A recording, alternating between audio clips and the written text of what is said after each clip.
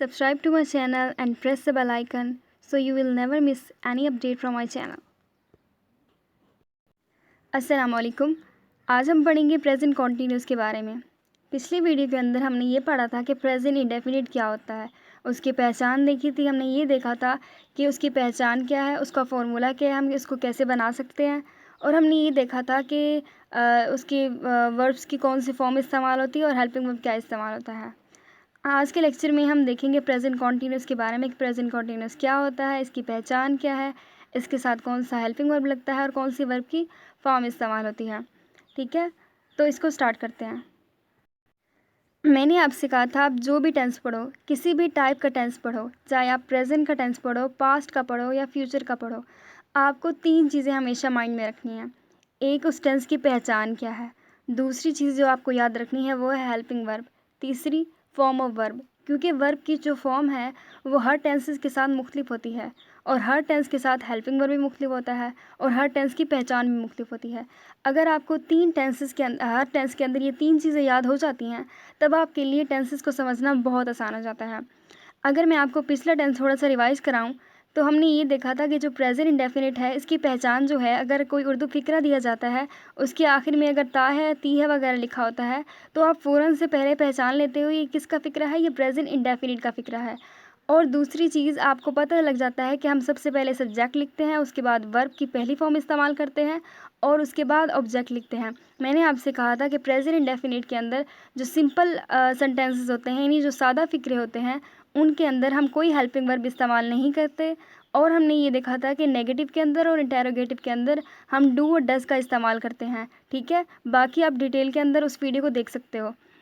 आज जो हमने पढ़ना है वो प्रेजेंट कॉन्टिन्यूस के बारे में पढ़ना है। प्रेजेंट कॉन्टिन्यूस क्या होता है, उसकी पहचान क्या है, क्या हेल्पिंग वर्ब यूज़ होता है और कौन सी वर्ब की फॉर्म इस्तेमाल होती है।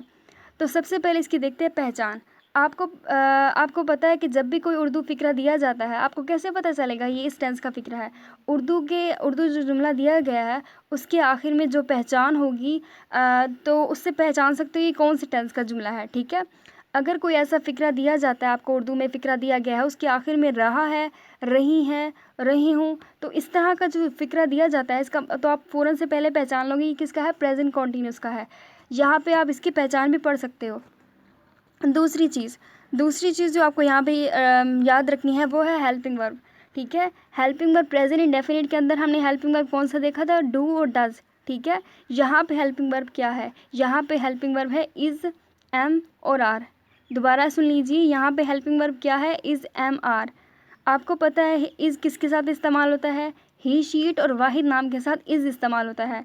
एम जो है सिर्फ आई के साथ एम इस्तेमाल होता है और आर किसके साथ इस्तेमाल होता है, वी, यू, दे और जमा नाम के साथ आर का इस्तेमाल करते हैं। ठीक है, हेल्पिंग वर्ब कौन कौन से हैं, इज़, एम, आर, ये इसके हेल्पिंग वर्ब हैं। उसके बाद यहाँ वर्ब की कौन सी फॉर्म इस्तेमाल होती है, यहाँ वर्ब की पहली फॉर्म के साथ हम आईएनजी लगा देते हैं, तो ये कौन सी फॉर्म बन जाती है, एक नई फॉर्म बन जाती है। इसको फोर्थ फॉर्म कहना गलत होगा, क्योंकि यहाँ पे क्या करते हैं हम, यहाँ जो फर्स्ट फॉर्म होती है, फर्स्ट फॉर्म के साथ हम आईएनजी का इजाफा कर देते हैं, तो हमारे पास क्या बन जाता है, हमारे पास फोर्थ फॉर्म बन जाती है, एक नई फॉर्म बन जाती है। हम यानी पहली फॉर्म के साथ हम आईएनजी का इजाफा कर देते हैं। सबसे पहले आपने पहचान देखी, पहचान क्या है, रहा है, रही है, रहे हैं। ठीक है, दूसरी चीज़ आपने यहाँ पे देखा हेल्पिंग वर्ब क्या होता है। यहाँ पे हेल्पिंग वर्ब क्या है, इज़, एम, आर। इसका मैंने इस्तेमाल बताया, ही, शीट और वाहिद नाम के साथ इज़ इस्तेमाल होता है, आई के साथ एम इस्तेमाल होता है, यू, वी, दे के साथ और जमा नाम के साथ क्या इस्तेमाल होता है, आर इस्तेमाल होता है। ठीक है, अच्छा, अभी तक आपने पहचान देख ली। ठीक है, हेल्पिंग वर्ब देख लिया और क्या देखा आपने, यहाँ पे कौन सी वर्ब की फॉर्म इस्तेमाल होती है, फर्स्ट फॉर्म के साथ आईएनजी लगा देना, तो इसको बोलते हैं फोर्थ फॉर्म। फोर्थ फॉर्म बस कह लो या आप फर्स्ट फॉर्म के साथ आईएनजी लगा दो, तो उसको बोलते हैं कि ना इसके साथ यही वाली फॉर्म इस्तेमाल होती है, यानी फर्स्ट फॉर्म के साथ आईएनजी का इजाफा कर दें, तो ये वाली जो नई फॉर्म बनती है ये प्रेजेंट कॉन्टिन्यूस के अंदर इस्तेमाल होती है। ठीक है, अच्छा, फार्मूला वहीं सबके साथ सेम है। सबसे पहले हम क्या लिखते हैं, सबसे पहले हम लिखते हैं सब्जेक्ट। ठीक है, सबसे पहले हम यहाँ पे लिखते हैं सब्जेक्ट, उसके बाद क्या लिखते हैं, हेल्पिंग वर्ब, उसके बाद हम वर्ब की फॉर्म और आखिर में हम लिखते हैं ऑब्जेक्ट। ठीक है, यहाँ पे वर्ब की कौन सी फॉर्म इस्तेमाल करते हैं, फर्स्ट फॉर्म के साथ आईएनजी का इजाफा कर देते हैं। हेल्पिंग वर्ब क्या इस्तेमाल करते हैं, इज़, एम और आर इस्तेमाल करते हैं। ठीक है, ये इसका फार्मूला है। अब हम एक फ़िक्रे को बनाते हैं। आपको पता है सबसे पहले सब्जेक्ट ढूंढना होता है। कोई भी फ़िक्रा दिया उसमें सब्जेक्ट ढूंढते हैं। सब्जेक्ट क्या होता है? काम करने वाला। यहाँ पे दूसरा फ़िक्रा देखिए, यहाँ पे लिखा हुआ है वो अपना सबक याद कर रहा है। यहाँ पे लिखा हुआ है रहा है, इसका मतलब ये प्रेजेंट कॉन्टीन्यूस का है। तो आपको याद आना चाहिए यहाँ पे हेल्पिंग वर्ब कौन सा इस्तेमाल होता है? ही इज़ एम आर इस्तेमाल होता है। ठीक है। दूसरी चीज़, यहाँ पे वर्ब की कौन सी फॉर्म इस्तेमाल होती है? आईएनजी वाली फॉर्म इस्तेमाल होती है। ठीक है। वो लड़का है तो उसकी इंग्लिश क्या होगी? ही। अब ही के साथ इज़ आएगा, एम आएगा या आर आएगा? ही के साथ इज़ आएगा। हम सबसे पहले लिखते हैं सब्जेक्ट, उसके बाद हम लिखते हैं helping verb.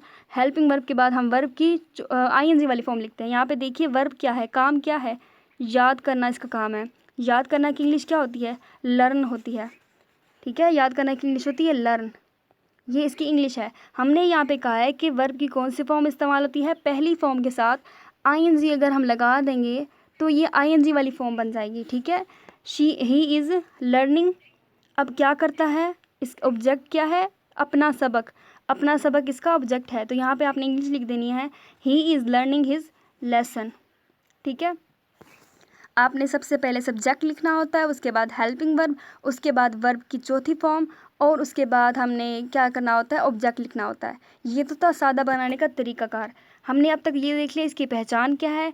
Helping verb is am are इस्तेमाल होते हैं, वर्ब की चौथी फॉर्म इस्तेमाल होती है, बस। दूसरी बात, यहाँ पे जो मनफी फ़िक्रात होते हैं यानी नेगेटिव होते हैं, उसमें हम क्या करते हैं? कोई भी टेंस का फ़िक्रा हो, आपने क्या करना है? सबसे पहले सब्जेक्ट लिखना है, उसके बाद हेल्पिंग वर्ब। हेल्पिंग वर्ब के फ़ौरन बाद आपने क्या लगा देना है? नॉट लगा देना है। हेल्पिंग वर्ब के बाद फ़ौरन बाद नॉट लगा देना है। चाहे किसी भी टेंस का फ़िक्रा हो, चाहे वो इंडेफिनिट का हो, चाहे वो कॉन्टीन्यूस का हो, किसी भी टाइप का हो, आपने हेल्पिंग वर्ब के बाद नॉट लगा देना है। और उसके बाद वर्ब की यहाँ पे कौन सी फॉर्म इस्तेमाल करते हैं? आईएनजी वाली फॉर्म इस्तेमाल करते हैं। और हम क्या लिखते हैं लास्ट में? ऑब्जेक्ट लिखते हैं। ठीक है। अब हम एक फ़िक्रा बनाते हैं यहाँ पे आप देखो, यहाँ पे लिखा हुआ है उस्ताद लड़कों को नहीं पढ़ा रहा है। नहीं मतलब ये नफ़ी वाला है, मनफी है। और उसके बाद यहाँ पे लिखा हुआ रहा है, इसका मतलब ये प्रेजेंट कॉन्टीन्यूस का है। सबसे पहले सब्जेक्ट ढूंढिए। सब्जेक्ट यहाँ पे क्या है? उस्ताद। उस्ताद की इंग्लिश होती है टीचर। उसके बाद आपने क्या करना होता है? आपने हेल्पिंग वर्ब लिखना होता है। टीचर वाहिद है तो इज़ आएगा। हेल्पिंग वर्ब क्या होते हैं प्रेजेंट कॉन्टीन्यूस के? Is am are. टीचर वाहिद है तो क्या लगेगा? इज़ लगेगा। अब हमने कहा था हेल्पिंग वर्ब के बाद क्या लगाते हैं? नॉट लगा देते हैं। यहाँ पे हमने नॉट लिखा। और यहाँ पे वर्ब की कौन सी फॉर्म इस्तेमाल करते हैं? वर्ब की आईएनजी वाली फॉर्म। टीच लिख के उसके आगे लिख देना है आईएनजी, तो ये आईएनजी वाली फॉर्म बन जाती है। अब किसको नहीं पढ़ा रहा? लड़कों को नहीं पढ़ा रहा। ऑब्जेक्ट क्या है? लड़के, यानी द बॉयज़। दूसरा, ठीक है, इस तरह से आपने बनाना है और बाकी फ़िक्रे आपने देख लेने हैं। दोबारा सुन लीजिए, इसकी पहचान क्या है? रहा है, रही हैं। और इसमें हेल्पिंग वर्ब क्या इस्तेमाल होता है? Is am are. वर्ब की आईएनजी वाली फॉर्म। ठीक है। और बस यही चीज़ें आपने याद रखनी है। तो आपको सिंपल समझ आ गए, नेगेटिव आ गए। अब हम देखते हैं इंटेरोगेटिव, यानी जो सवालिया फ़िक्रे होते हैं उनका बनाने का तरीकाकार क्या होता है। चलें जी, अब हमने देखना है सवालिया फ़िक्रे।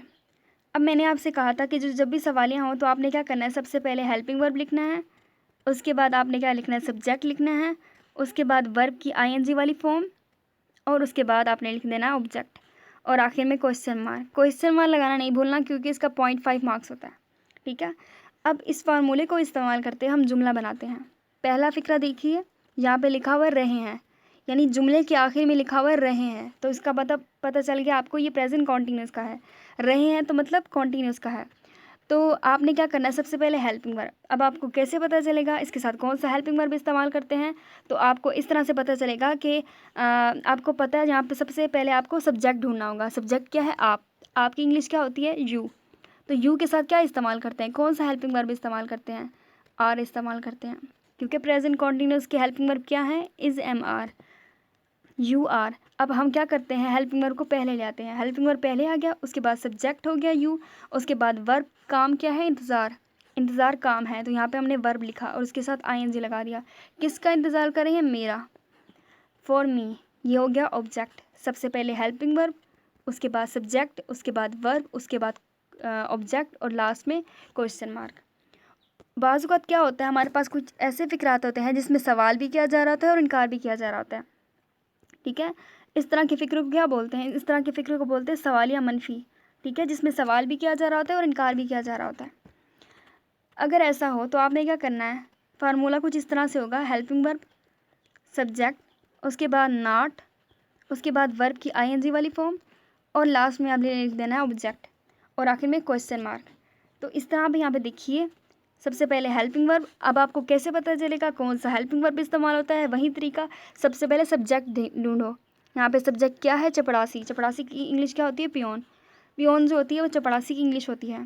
तो यहाँ पे देखिए पियोन जो है वो वाहिद है, तो वाहिद के साथ क्या लगता है? इज़ लगता है। Is the peon not ringing the bell? क्या वो घंटी नहीं बजा रहा? ये रिंगिंग क्या है? वर्ब है, काम है इसका, काम बजाना इसका काम है। किसको नहीं बजा रहा? बेल को नहीं बजा रहा। बेल क्या है? ऑब्जेक्ट है। इस तरह से अगर बाज़ औक़ात ऐसे फ़िक्रात होते हैं जो हमारे पास डबल सवालिया इनको बोला जाता है, ठीक है, यहाँ पे लिखा हुआ है ना बड़े सवालिया फ़िक्रे, कुछ ऐसे होते हैं जिसमें 2 दफ़ा सवाल किया जा रहा होता है। क्या क्यों तुमने मेरा काम ये क्यों नहीं किया? जिसमें क्यों, कहाँ, कब, कैसे, कौन, किस तरह, इस तरह के जो जुमले हो ना उर्दू के अंदर, उनको बोलते हैं बड़े सवालिया। अब यानी WH वाले फ़िक्रे, इसको आम ज़ुबान में कहते हैं WH वाले फ़िक्रे। यहाँ पे देखिए ये भी WH से शुरू हो रहा है, ये भी WH से शुरू हो रहा है, यानी ये जो फ़िक्रे होते हैं WH से शुरू होते हैं। बड़े सवालिया वाले फ़िक्रे हमेशा WH से शुरू होते हैं। तो यहाँ पे देखिए इसको हम कैसे करेंगे, आपने सबसे पहले वो जो WH वाले फ़िक्रे हैं उसको पहले ले आना है, और उसके बाद वही formula, helping verb, subject, verb, और आखिर में ऑब्जेक्ट, बस वही फार्मूला आपने अप्लाई करना है। बस क्या करना है, अगर डबल सवाले वाले आ जाए ना, तो जो हमारे पास कौन है ना, कौन की इंग्लिश आपको पता है क्या होती है? हु होती है। और उसके बाद वहीं हेल्पिंग वर्ब कैसे पता चलेगा? आपने देखना है कि जो हमारे पास सब्जेक्ट है वो वाहिद है। अब यहाँ पे देखिए कौन शोर कर रहा है, यानी किसी वाहिद है उससे पूछा जा रहा है कि कौन शोर कर रहा है। अगर कोई मॉनिटर है क्लास का, वो एक ही है, तो उससे टीचर सवाल कर रहा है कौन शोर कर रहा है, यानी वो एक है, वाहिद है, ठीक है। तो यहाँ पे लिखना है आपने who is making a noise, ठीक है। हम जब भी आप नॉइस लिखते हैं तो उसके साथ मेक, शोर मचाना की इंग्लिश क्या होती है? Make a noise. लिख चुके यहाँ पे हम ING वाली फॉर्म लगाते हैं, तो हम क्या लिखेंगे? मेकिंग अ नॉइस, ठीक है। मज़ीद फ़िक्रे आप यहाँ से देख सकते हो। अगर हम दोबारा से पूरे टेंस को रिवाइज़ करें, मैंने आपसे कहा इसकी पहचान क्या होती है? रहा है, रही है। उसके बाद यहाँ पे हेल्पिंग वर्ब कौन सा इस्तेमाल करते हैं? Is, am, are. उसके बाद हमने देखा यहाँ पे वर्ब की कौन सी फॉर्म इस्तेमाल होती है? ING वाली फॉर्म। ING वाली फॉर्म क्या होती है? फर्स्ट फॉर्म के साथ ING लगा देना। फार्मूला क्या है? सबसे पहले आप सब्जेक्ट लिखो, सब्जेक्ट ढूंढो फ़िक्रे में से, उसको लिखो। उसके बाद आप हेल्पिंग वर्ब लिखो। हेल्पिंग वर्ब क्या है? Is, am, are. आपको पता है इज़ किसके साथ इस्तेमाल होता है? इज़ जो है वो ही, शीट और वाहिद नाम के साथ इज़ इस्तेमाल होता है। वी, यू, दे और जमा नाम के साथ हम आर का इस्तेमाल करते हैं। आई के साथ हमेशा एम इस्तेमाल होता है। ये है हमारे पास helping verb, is, am, are. उसके बाद आपने क्या करना है? उसके बाद वर्ब की ING वाली फॉर्म लगा देनी, यानी पहली फॉर्म लिख के, वर्ब की जो पहली फॉर्म है वो लिख के उसके साथ ING लगा दो, और आखिर में आपने क्या लिखना है? ऑब्जेक्ट लिखना है। अगर आप मनफी बनाना चाह रहे हो तो फार्मूला वही है, बस आपने क्या करना है? हेल्पिंग वर्ब के आगे नॉट लगा दो। ये जो मैं फार्मूले बता रही हूँ इसको माइंड में रखना है, ठीक है। सिंपल का फार्मूला लिख के आपने क्या करना है? अगर मनफी बनाना है तो हेल्पिंग वर्ब के आगे नॉट लिख दो, ठीक है। अगर आपने ये सवालिया बनाना है तो क्या करना है? हेल्पिंग वर्ब को पहले ले आओ, बस। अगर डबल सवालिया वाले हैं तो डबल सवालिया वाले क्या करना है? जो WH वाले फ़िक्रे होते हैं उनको सबसे पहले ले आओ। अगर बड़े सवाले हैं ना, क्योंकि अगर आपको पता है कि जो घर के बड़े होते हैं उनका फ़ैसला ज़्यादा माना जाता है, तो यहाँ पे जो बड़े सवालिया वाले होंगे उनकी इंग्लिश हम सबसे पहले लिखेंगे, ठीक है। तो इस तरह से आप इसको याद भी कर सकते हो। उसके बाद अगर ऐसा आ जाए कि सवाल या मनफी आ जाए तो आपने क्या करना है? वहीं सबसे पहले हेल्पिंग वर्ब, उसके बाद सब्जेक्ट, उसके बाद नॉट, और बाकी वही फार्मूला, वर्ब की फॉर्म लगा हुआ ING वाली, उसके बाद ऑब्जेक्ट, और लास्ट में क्वेश्चन मार्क, ठीक है। अभी मैं आपको कुछ चीज़ें दिखाती हूँ, आपने उनको माइंड में रखना है, ठीक है। अभी वो चीज़ें देखते हैं। चलें, अब अगर आप यहाँ पे देखो या इस पिक में देखो तो आपको यहाँ पे क्या नज़र आ रहा है? यहाँ पे आपको फार्मूला नज़र आ रहा है। फार्मूला क्यों ज़रूरी है? आपको पता है जब भी आप यानी कोई भी अगर रेसिपी बना रहे हैं, कोई खाना बना रहे हैं, तो उसकी रेसिपी होती है। रेसिपी क्यों होती है? ताकि आप उसी तरतीब से बना सको। अगर आप तरतीब ख़राब कर दोगे तो जो चीज़ पका रहे हो तो वो ख़राब हो जाएगी। अगर आप टेंसेस बना रहे हो तो आपको फार्मूला पता नहीं होगा, आपको तरतीब पता नहीं होगी, तो आप क्या करोगे? फ़िक्रे को ख़राब कर दोगे। आप क्या करोगे? आप पहले वर्ब को लगा दोगे या फिर ऑब्जेक्ट को लगा दोगे, तो फ़िक्रा ख़राब हो जाएगा। तो फार्मूले किस लिए ज़रूरी होते हैं? ताकि जो जुमले की तरतीब है, सेंटेंस की जो अरेंजमेंट है वो बिल्कुल ठीक हो, ठीक है। तो इसको देखते हैं कि हमारे पास जो सिंपल होते हैं उनकी हमारे पास क्या तरतीब होती है। सबसे पहले सब्जेक्ट लिखते हैं, और उसके बाद यहाँ पे हेल्पिंग वर्ब लिखते हैं, और उसके बाद यहाँ पे वर्ब की आईएनजी वाली फॉर्म ऑब्जेक्ट। अगर आप यहाँ पे देखो इस वाले फार्मूले में और इस वाले फार्मूले में क्या फ़र्क है, बस इतना फ़र्क है यहाँ पे नॉट का इस्तेमाल किया हमने, हेल्पिंग वर्ब के बाद हमने नॉट लगा दिया। अब इस वाले फार्मूले में और इस वाले फार्मूले में क्या फ़र्क है, यहाँ पे हम हेल्पिंग वर्ब को पहले ले आए, बस इतना सा फ़र्क है। सारे फार्मूले एक जैसे होते हैं। अगर आपने मनफी बनाना है तो क्या करो, आपने सब्जेक्ट वो जो है हेल्पिंग वर्ब है उसके बाद नॉट लगा दो, बस इतना फ़र्क होता है। उसके बाद यहाँ पे देखिए इज़ एम आर है ना, ये हेल्पिंग वर्ब पहले ले आते हैं। हेल्पिंग वर्ब पहले लिया, उसके बाद लिखो सब्जेक्ट और वही फार्मूला वर्ब और उसके बाद ऑब्जेक्ट लिखो। बस ये सिंपल से फार्मूले हैं। इस फार्मूले इंपॉर्टेंट होते हैं ताकि जो जुमले की तरतीब है वो बरकरार रहे, आप बिल्कुल तरतीब से जुमले बनाएं। ठीक है, मैं आपको एक और पिक दिखाती हूँ। यहाँ पे देखिए आप, यहाँ पे भी आप देख सकते हो। ठीक है, आप वीडियो पॉज करके इसको देख सकते हो कि यहाँ पे पॉजिटिव, अगर आपने सादा जुमले बनाने हैं, ठीक है, पॉजिटिव बनाने हैं तो ये वाला फार्मूला है। अगर नेगेटिव बनाने हैं तो बिल्कुल फार्मूला वहीं सेम है, बस हेल्पिंग वर्ब के आगे नॉट लगा दो, हेल्पिंग वर्ब के आगे नॉट लगा दो, मनफी बन गया। अगर क्वेश्चन वाले बनाने हैं, सवालिया बनाने हैं तो हेल्पिंग वर्ब को पहले लो, बाकी सारा फार्मूला सही सेम है और आखिर में क्वेश्चन मार्क लगाते हैं। एक और पिक देखिए, यहाँ पे आप देखिए, यहाँ पे ज़्यादा क्लियर लिखा हुआ है कि आई के साथ हम यहाँ पे देखिए, अगर हमारे पास आई के साथ एम इस्तेमाल करते हैं, यू के साथ आर, ही के साथ इज़ इस्तेमाल, शी के साथ भी इज़, इट के साथ इज़, वी के साथ आर, यू के साथ भी आर और दे के साथ भी आर लगाते हैं। ये इसका फार्मूला है। सबसे पहले सब्जेक्ट, उसके बाद हेल्पिंग वर्ब, उसके बाद वर्ब की आईएनजी वाली फॉर्म और लास्ट में हम क्या लिखते हैं, ऑब्जेक्ट लिखते हैं। अब यहाँ पे देखिए नेगेटिव का फार्मूला भी बिल्कुल सेम ही है। यहाँ पे बस क्या करते हैं, सबसे पहले सब्जेक्ट, हेल्पिंग वर्ब के बाद नॉट लगा दो, मनफी वाला बन गया। बस क्या करना है, हेल्पिंग वर्ब के बाद नॉट लगा दो, बाकी सारा फार्मूला सही है, सेम है। सब्जेक्ट लिखो, हेल्पिंग वर्ब लिखो, उसके बाद नॉट लिख दो। ठीक है, यहाँ पे लिखा हुआ है ना am not, I am not, I के साथ एम इस्तेमाल करते हैं, यू के साथ यू, उसके बाद नॉट लगा दो, ये बन गया मनफी वाले। अगर आपने सवालिया वाले बनाने हैं तो क्या करो, हेल्पिंग वर्ब को सबसे पहले ले आओ। ये जो फार्मूला है आपने हर टेंस के लिए याद रखने हैं, हेल्पिंग वर्ब को पहले ले आओ। यहाँ पे आपने क्या करना है, हेल्पिंग वर्ब को पहले ले आए, ठीक है, उसके बाद हमने सब्जेक्ट लिखा, उसके बाद वर्ब की आईएनजी वाली फॉर्म। ठीक है, तो आपने इन जुमलों को पढ़ लेना है। अच्छा, एक चीज़ आपको कैसे पता चलेगा कि हमने सवालिया में कौन सा हेल्पिंग वर्ब इस्तेमाल करना है, आपने सबसे पहले सब्जेक्ट को देखना है। अगर सब्जेक्ट आई है तो हेल्पिंग वर्ब लिखो एम, अगर यू है तो लिखो आर, ही है तो इज़, शी है तब भी इज़, इट है तो इज़, वी यू दे है तो उसके साथ आर लिखो। अब लास्ट में मैं आपको पिक्स दिखाती हूँ तो आप वहाँ से देख के इसकी प्रैक्टिस कर सकते हो। ठीक है, चलिए यहाँ पे आप देख सकते हो, यहाँ पे कुछ फ़िक्रे लिखे हुए हैं। अगर आपको ये टेंस समझ आ गया तो आप इन फ़िक्रों को आसानी से कर सकते हो। ठीक है, यहाँ पे आप फ़िक्रे देख सकते हो। आपने क्या करना है, इनको कॉपी पे नोट करना है और आपने प्रैक्टिस करनी है। ठीक है, अगर कोई पॉइंट क्लियर ना हो रहा तो आप मुझसे कमेंट बॉक्स में पूछ सकते हैं। ठीक है, अल्लाह हाफिज़।